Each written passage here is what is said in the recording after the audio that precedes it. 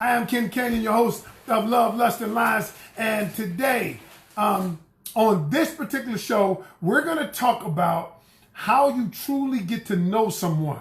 Now, that could be a person that you're about to date, you've been dating, or you've really been married to them and you realize, I don't know you as well as I thought I did. And so the question is, we go into dating and we get so hung up on how we feel, how this person makes me feel. The hormones are raging and you and yourself, you don't ask the questions or you don't really get to know the person. And so today I'm going to give you a formula on how to get somebody to know somebody on a deeper level and how you don't allow the red flags of things to get by you. Because a lot of times when you're dating a guy, when you're dating a man, or you could even be married to a man, and you realize later on, this person is not who I thought he was. Now, a lot of times, a person can change. But, what I want you to do, I'm going to show you how to go through the phases. I'm going to show you how to go through the actual phases of how to get to know a person on a deeper level. It doesn't matter where they are in the process. You could have been together 2 months, 2 weeks, 2 years, or 10 years. And you want to get to know that person based on where they are now, not based on where they were. And so what happens is when you get in a relationship, people say stuff like, oh, this just feels right. It just feels good. The person makes me feel good. And so if it feels right, it must be right. No, that's not the case. All right. So let me tell you why I wanted to do this. I wanted to do this because a friend of mine who I coach, but they're a friend first. And I was coaching the friend. And the friend was in a relationship with the guy. Now, she brought me by to a cookout. This was before social distancing. And she said, hey, I like this guy. I want you to come by and meet him. So I said, cool. And she said, I want you to give me your opinion on this particular person. So I said, bet, I'll give you my opinion on the person. So I went by and I met the guy. Now, the guy, okay, I said, so after I met the guy, asked the guy a few questions, just general guy stuff. Hey, who's your team? Hey, what you like? What you drinking? He had a beer. Okay, we're just talking guy stuff, right? So after the conversation, she asked me later on that evening, what do you think about my guy friend, the guy that I like? And so I commenced to saying what I thought. I said, okay, my question to you is, have you asked him these questions? And she said, no, I haven't asked him these questions. And so I said, why not?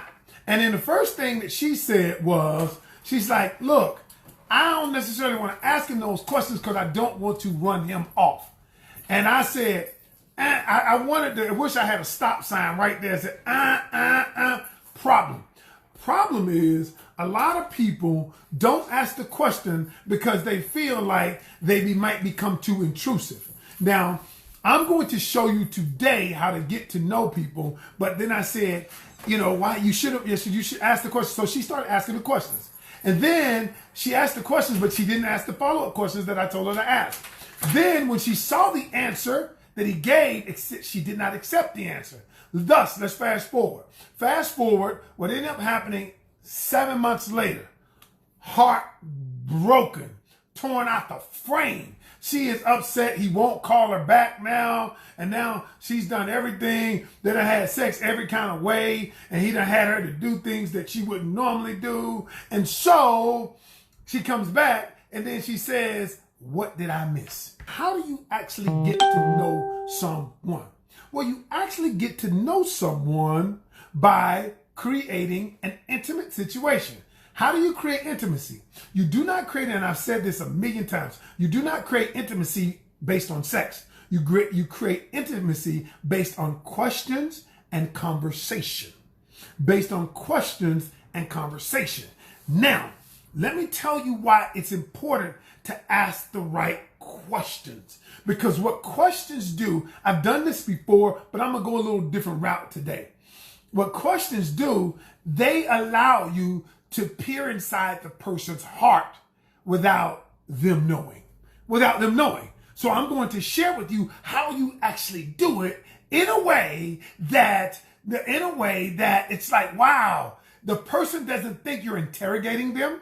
They don't think you're intrusive. They don't think anything like you're trying to find out, but you're going to do it in such a subtle way, in such a conversation tone that the person believes that, wow, I want to share with you.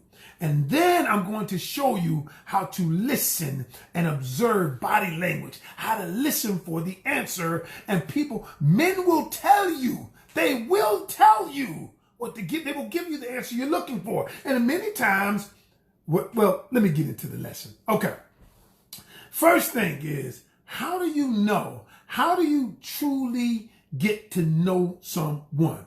Number one, you must be willing to ask questions, even the hard ones. What people do is they ask general things like you ever been in a situation? They ask stuff like, hey, what do you like to do in your spare time? Hey, what TV shows do you watch? Who's your favorite team? Bullshit questions that never get to the true core of the individual. So what happens is listen, y'all, we're willing. Most people are unwilling to ask questions. We're willing. Here's the thing that baffles me. You can, if you got a child, you will go to a school or a daycare and you will drill that daycare on every question you can think of and things that they hadn't even thought of. You will write out a list of questions to ask the daycare, but you won't ask the questions to a potential partner. I just don't understand it. So you'll go, when is my child going to eat? When is my child going to take a nap? When is my child going to do this? When are they going to do this? When do they go out for recess? When do they do all of those things? Yet you won't ask a potential partner questions that might be pertaining to your future. So today we're going to get into what questions to ask and how to ask them. But you got to be willing to ask them. Second thing is you got to be willing to ask and probe. You got to be willing to ask open-ended questions. Open-ended questions are questions that like who, what, when, where, why. Okay? Who, what, when, where, why. What we'll do is you'll ask a question like, for instance, do you like sushi? That's not an open-ended question. Yes or no. You get no valuable information. They like sushi, fine. But the truth is, I'm going to show you how to ask open-ended questions and how to ask follow-up questions to get to the core of who the individual is. Because y'all, you know what happens? What happens is later on, after you've been with this person, after you assume they were one way, and then you never probe to find out, you find out later that they're a different way, and then you're upset with the person. You're upset with the person. No, I want you to be upset with yourself. Forget all that. That's reactive. I want you to be proactive, and I want you to make the decision at the beginning. So the second thing you got to be doing is this, and this is powerful, y'all. You must be willing to ask fact-based questions and feeling-based questions. So fact-based questions are questions of where did you go to school? Where did you do this? Okay, when did you finish college? Those are fact-based questions. We ask a lot of fact-based questions, but the fact-based questions are necessary, but they don't get to the core of the individual. So what I'll say is like feeling-based questions. Might be something like this. You want to get to the core. Tell me several things that you admired about your father. Okay? Tell me some things that you admired about your mother. Tell me some areas that you and your mother didn't get along. So now what you're doing, you're causing the person to probe deeper into their emotional psyche, which allows you to realize who this person is. Okay, so the questions are designed in such a way that when you ask the question, the person is forced to answer the question. Now, I've gone over before why people will answer questions. There's a thing called the answer reflex. We've been conditioned to answer questions, even from a child. That's why when somebody asks us a question, it's awkward when a person doesn't answer you. Silence awkward. When they don't answer you, you think it's almost disrespectful. So, because we've been conditioned to answer questions. But here's the thing. I'm not going to go into that today. But here's the thing. When you're willing to ask fact-based questions and feeling-based questions, on the other side, here's the deal. You have to be willing to listen actively. Now, I used to teach a class on communication. What is active listening? And when I'm coaching people, I'm like, look, I want you to do something for me. Every time a person says something, when you ask them a question based on what we're going to talk about, I want you to repeat the answer. I want you to repeat what it is they said. I want you to say, listen, is this what I hear you saying? Is this what I hear? Am I hear you saying that your mother's relationship was great, but you didn't like that she put you in private school? Is that a way? So what you're doing is you're echoing back what the person's saying. Now, what that does is two things. The other person believes that you're listening to them. And so then when they feel like that you're listening to them, they want to give you more answers. I always tell people, here's what you do. The truth is, all it is perception that you're listening. I hope that you're listening, but active listening means this. I repeat what the person says. Number two, my body language is I lean in. I talk to them. That's why I always tell people when you're in a new relationship, stop texting all the time. Because texting all the time means that you're losing 60. Okay, here's the study. Here's what they say. 63% of our communication is nonverbal. That means your gestures, facial expressions. They're looking at a person to determine what they mean. Y'all know what I'm talking about. A lot of times you can look at your kid and they know exactly what you're saying. They say 30% is tone of voice. Okay, 30% is tone of voice. 7% is what we actually say. Now, let me ask you a question. If you're getting to know someone, yet you text all the time, you're taking out 93% of the communication, the way we determine communication. And you're only looking at 7%. And so now, when the person texts back to you something, you attach your own emotion. You don't know exactly what they mean by it, and you communicate that way. Y'all, you are never going to get to know a person on a deeper level texting them. And you should not, as a female, you should not tolerate a person just texting you. And that's the honest truth. Because if somebody wants to text you, I understand a lot of times we've grown into a culture where all people want to do is text. But the problem with that is you never get to a deeper level. And if you're a person who wants to get into a serious relationship or a more serious relationship, or at least a relationship to find out if this person and I can be in a serious relationship, texting is not the way. It's not the answer. It's not the only answer. Now, the third thing is this. Oh, this is powerful to get to know somebody. And I do it all the time, y'all. I do it all the time with y'all. I do it all the time, even in business relationships. The third thing is this. You must be willing to share information on a deeper level to get information on a deeper level. I'll repeat that. You must be willing to share information on a deeper level to get information on a deeper level. So what happens is it's called the Law of Reciprocity. That which you do to another person, if they believe it is genuine, they will in return do it to you, give it to you. So here's what I do. So when I'm with a client, when I'm with the coaching client, I always tell them about my experiences. I always tell them the way I used to be. I always tell them the foul stuff I used to do. What I'm doing is I am sharing information on a deeper level. If you ever are around people who are unwilling to share, so what you do is you begin to share first because they may not feel comfortable they may not feel comfortable sharing with you. And even when you're asking the questions, what you want to do is, like, for instance, let me give you an example. So you might ask them the question, hey, tell me about your relationship. I go back to the question is your relationship with your father, okay? How did you feel? How did that relationship nurture you, okay? So what I'll do, even though I'll ask the question, I'll start it. I said, you know what? My father and we had a great relationship. Here's what we did. We did this, and this. However, it wasn't always that way. When we started out, there was a power struggle between us because I felt like he was too hard on me. And so I began to share with them first. Now the law of reciprocity, what happens is I'm breaking down the barrier where now they want to share with me.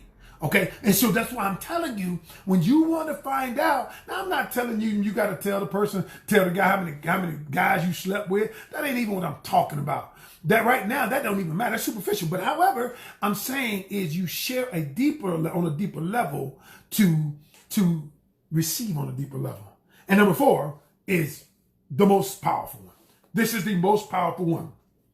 How do you get to know people better? Is simply this. Accept the answers that are given. Accept the answers that you receive. Many times women, because he's a nice guy, I don't want him to leave. When he tells you, I don't want a relationship, we just kicking it. We just doing this. When he tells you that and you don't accept it, you feel like I can change him. I'm gonna be the one to change him. Y'all know 2 days ago I did a live on lies women tell themselves. And the truth of the matter is it applies now. And so what happened to my friend that I was coaching, she would not accept what she saw. You have intuition. God gifted all of us with intuition, especially women. Your intuition is the inner voice that is speaking to you. It is truly the Spirit of God that is sharing with you some things aren't quite right. And what you do is you, in your mind, you're like, that's just me feeling insecure. That's just this and that. The truth is, y'all, if you feel something, it may not be him. It might be, but it might be you. There might be something wrong. So what I'm saying to you is when your intuition, don't look past the red flags. Don't look past the fact that he doesn't call you after 8 o'clock.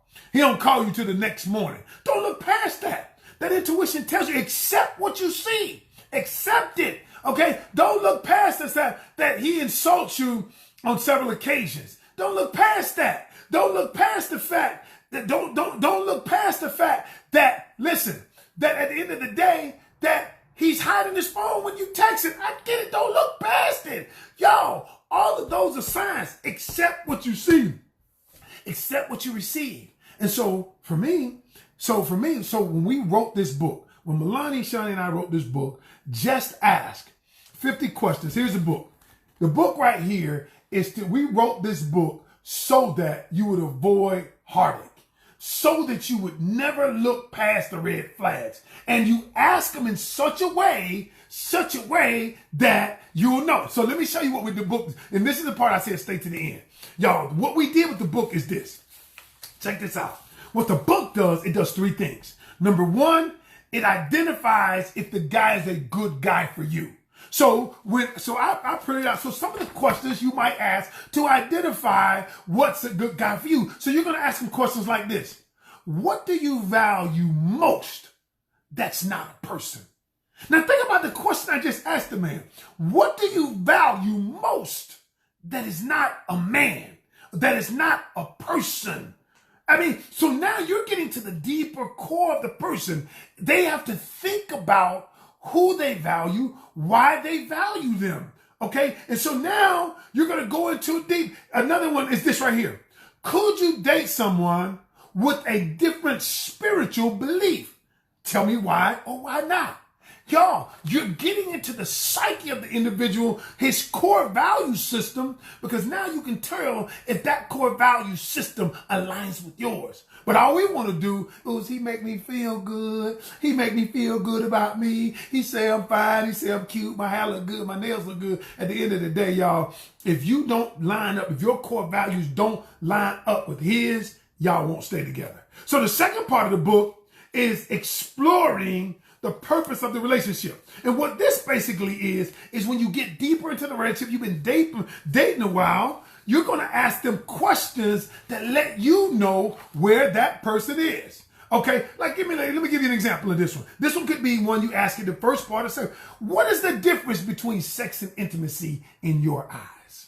Now, when you ask a man that question, that man is going to be like, So he got to choose his words very carefully. And remember, that's when I want you to listen actively, because he's going to tell you what's in his heart. Y'all, I tell my daughters this. I said, listen, the truth of the matter is a man will show you who he is. Just look for it. He can't fake forever. But what I always do is I was like, if you can hold out on sex, and y'all, we all grown, I'm just going to keep it 100.